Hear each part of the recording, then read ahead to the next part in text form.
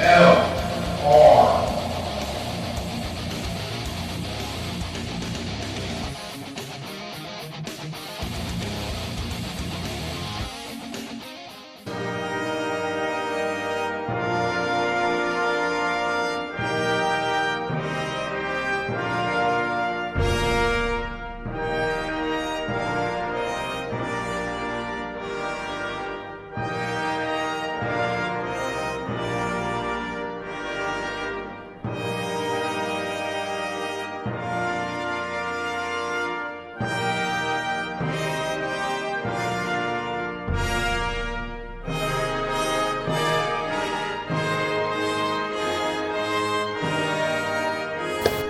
Roundtable of Extreme Liberty.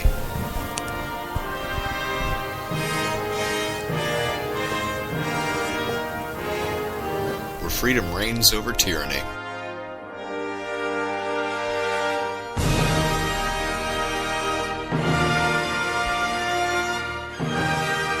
And it is the Roundtable of Extreme Liberty. Thank you, Justin Kendall, for doing that fantastic opening, as well as Mussorgsky for writing the Great Gate of Kiev, part of Pictures of an Exhibition. It's one of my favorite pieces, but I'm weird. So, again, this is the Roundtable of Extreme Liberty here on Vigilant Liberty Radio. I am your host, Taylor, and I am joined tonight by their finest hour host, Alan Bordius. Hello, Alan.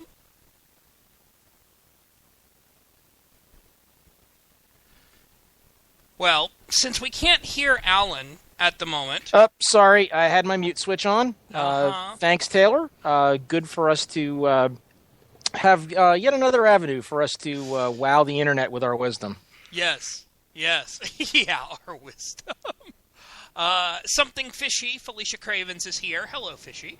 Yeah, I don't know how much wowing I'll be doing. Baffling with BS. I can go with that.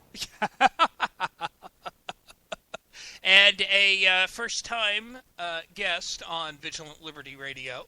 He is Alan's colleague at Pocketful of Liberty. That would be Neil Dewing. Neil, how are you? I'm doing well. Thank you very much for having me. Well, with two posts at Pocketful of Liberty, I wouldn't call me a colleague quite yet. You are a valued contributor, Alan. Actually, since Neil is the reason why we are doing this particular show, but before we even go there, because I'm going to be commenting, and I always want to make sure that I have myself covered, let's hear from the pint-sized pundit for just 1 minute. Well, 32 seconds. Hang on. This is the pint-sized pundit, and I am here to tell you that anything Taylor says on Saturday Night Cigar Lounge is his opinion and his opinion only. He does not speak for his employer, his employer's employer, or anyone else. He especially doesn't speak for Liz unless she says so. This also covers Roundtable of Extreme Liberty before anybody, thinks otherwise. So just figured I would point that out. But Neil, you're the reason why we are here tonight, and that has to do with an excellently written piece at Pocketful of Liberty. Entitled "Down the Slippery Slope, Polygamy is Here," where basically how you wrote your response to a federal judge's decision to make key provisions of the state polygamy laws unconstitutional. Why did you write this, and was there a particular reason why you kind of what were kind of your main points here? Well, the reason I wrote it is because I'm a regressive, socially conservative Catholic, primarily. Secondary reason, my editor, Jay Caruso, he asked me to comment on it because he likes to get me in trouble with libertarians. That seems to be his usual MO. But I'm a supporter of the traditional concept of marriage. I believe marriage exists as a union between one man and one woman.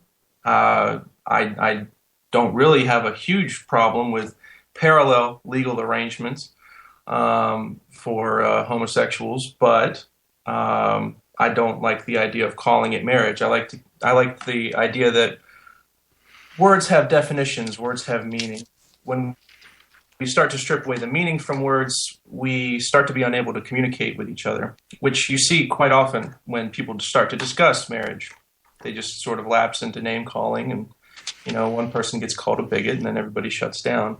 But the main point of the piece, this wasn't a comment on the specific legalities involved. As it was, it's fairly minor, and as many people pointed out, it really just brings Utah into the same place as the other 49 states when it comes to cohabitation laws. But in Utah, that statute was specifically aimed at curbing polygamy and making it more difficult for polygamists to carry on their relationships. So the idea that they're chipping away at that is fairly significant in Utah. And another point that I tried to make in the article was that during the gay marriage debate, in the lead up to the DOMA decision and everything, it was repeatedly brought up, not just by me, but by several other people. If there's a legal basis to afford marriage benefits to two men or two women, why not to multiple people? What is the legal basis for denying one set of people marriage rights if they love each other, but giving it to other sets? I never really got a satisfactory answer to that. But I was repeatedly assured that bringing polygamy into the debate was an overreaction, and that nobody serious was talking about that. So the other point I tried to make in the article going forward was that this is, as we saw with the gay movement, the gay rights changes don't happen all at once. They don't sweep away the old and in with the new. It's bit by bit. You chip away at a small little statute here, a small little statute there, and then over time, people's views begin to change, and people begin to tolerate, or at the very least be apathetic to what was previously a taboo subject or viewed as immoral. And so there is not necessarily a secretive conspiracy kind of thing where people are pulling any strings, but it's just sort of this bunch of individuals who change the conversation and change people's perceptions. And you saw the same thing happen with homosexuality over the decades. One of the examples, a documentary about the Stonewall riots, and the Stonewall was a gay club, and it was raided by the police, and this led to several nights of violence in Greenwich Village in New York. And this documentary is actually fairly interesting. And one of the things that stuck out to me about the interview, there was a gay rights advocate who was being interviewed, and this was in I think '69, and he goes on television and he basically laughs off the idea of gay marriage. He says, nobody wants gay marriage. That's not what we're here for. We're just here for basic legal protections. And so this sort of thing where you're talking about something like polygamy, it starts with basic legal protections, but then over time, it becomes a matter of tolerance for it, and then a legal institution of it. It removes any basis for opposition to it, but there should still be some opposition to it. In the case of polygamy, for instance, it can be very harmful to individuals. Young girls, the classic case of Warren Jeffs and his little issue he had there. But also social ills like poverty and competition for wives among young men. I mean, you hear about the young men who are thrown out of these polygamous communities, who then turn to crime and that sort of thing. And so it's important for me, I think, and I've probably gone on a little too long here, but it's important for me, I think, to make the point that as a conservative and not necessarily a doctrinaire libertarian, I do believe that our private moral actions have an effect on our wider community. We don't exist in a vacuum. And it was kind of from that perspective that I was writing. All right, let me switch to Felicia Cravens from Free Radical Network. Felicia, what do you think?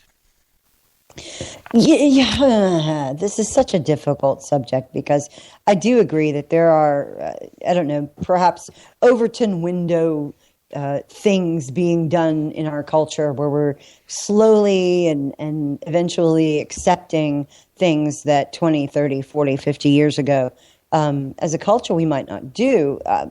But that said, the more I think about the marriage issue, I have to challenge myself around this because I think, what is the agitation? What is the thing for which different groups, be it polygamists or gay and lesbian and trans, the whole community? What are they arguing for? And it seems to me that there's really two things, and we've already touched on the legal protections, and no one thinks, I think, that people who have committed relationships should be unable to will property the way that they like or have visitation in the hospital. There should be some protections around those things. I think very few people would want to deny committed people in a relationship that privilege. But that is completely separate from what the bulk of the I guess objection is built around in the religious community around what constitutes marriage. If all you're seeking has been the legal protections, then you can certainly do that through other avenues, and states have and continue to do so. The problem is what the other things that come with it are. Are we talking about partners with benefits at the state level, which now becomes a taxpayer issue? Are we talking about companies being sued or forced in order to extend benefits to people that don't fit a traditional marriage category? It's all those things wrapped up in it. And so you can take the state out of marriage, which is one of the solutions that's been proposed that I like, marriage becomes a religious ceremony in whichever religion that you're ascribing to or a member of, has the ability to do that. You can make civil unions, you can make contracts for marriage, however you'd like it. But it's all up to those religious organizations and whatever. That seems to be a workable solution, but that doesn't seem to be where things are stopping. Because then you have all these lawsuits that are coming around, who must indeed marry someone, and what church must admit someone as a member or something like that. Those things would be coming too. There's so much to think about. It's such a messy topic. I don't think we're going to resolve it, but I do think that the marriage for gay people is actually going to be eventually almost across the nation. I don't think that we can turn that tide back for those who want to. What you do after that, though, I have no idea how to solve that. Wait, we're not going to solve it in one? Well, why are we getting... I'm kidding. Well, this is interesting because I think for once I get to be the wacko libertarian in a crowd. You haven't heard so me many say anything yet, Alan. So well, true, but there's so many things here that really just kind of make the hair on the back of my neck stand up. And Taylor, are we PG-13 or R here? Just so if I really get in a rant, I know how far I can go. Go as long as you don't say, this. Let's see, the C word. You're okay. I think I may drop an F-bomb or two, but that's about it. Alan, Christmas? let me put it this